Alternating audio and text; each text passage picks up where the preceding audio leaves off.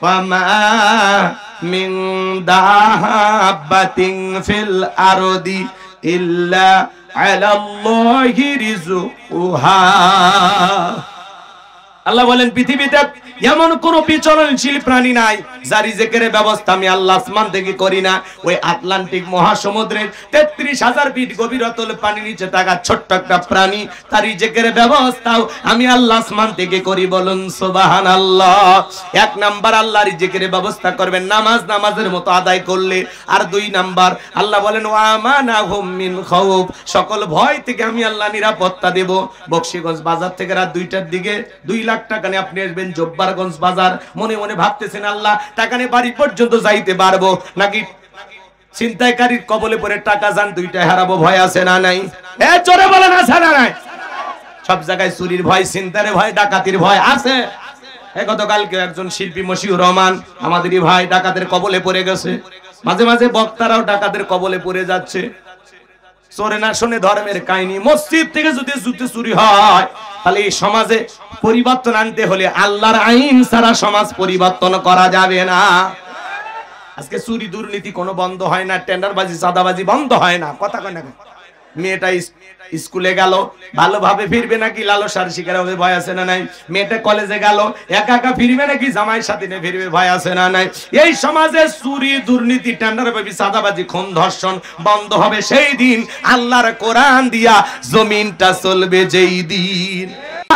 আর ভারতের পানিপোড়া দিয়ে বাংলাদেশ চালাইলে এই ৫৬,০০০ বর্গ মাইলের ৫৬ ইঞ্চি মাটিতেও শান্তি প্রতিষ্ঠিত কোন নেতা করতে পারবে না, পারবে না, পারবে না।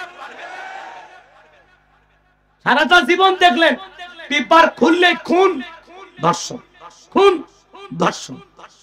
কথা কয় না? চুরি ডাকাতি দিনের ঢাকা শহরে প্রকাশ্যে চিন্তা হচ্ছে, প্রকাশ্যে। আমরা বলতেছি এই সমাজে চুরি বন্ধ করতে হলে আল্লাহর আইন চালু করেন। ১৫০০ বছর আগে আল্লাহ আইন দিয়েছেন ওয়াসারিকু ওয়াসারিকাতু ফাকতুউ আইদিয়াহুমা জাযাআম বিমা কাসাবা নাকালাম মিনাল্লাহ। আজ থেকে ১৫০০ বছর আগে সূরা মাইদার ৩৮ নম্বর আয়াতে আল্লাহ আইন দিয়েছেন চোর পুরুষ হোক আর নারী হোক আল্লাহর বিধান, আল্লাহর ফয়সালা। অপরাধ যদি প্রমাণিত হয় চোরের ডান হাতের কবজি কেটে দাও। একটা চোরের হাত কেটে বাইতুল মাকারমের সামনে নিয়ে আসা সোশ্যাল মিডিয়াতে যদি প্রচার করতাম আমার ভাইয়েরা, আর যদি বলা হতো বাংলাদেশের পার্লামেন্টে আইন পাস করা হলো চোর যদি চুরি করে হাতের কবজি কেটে দেওয়া হবে।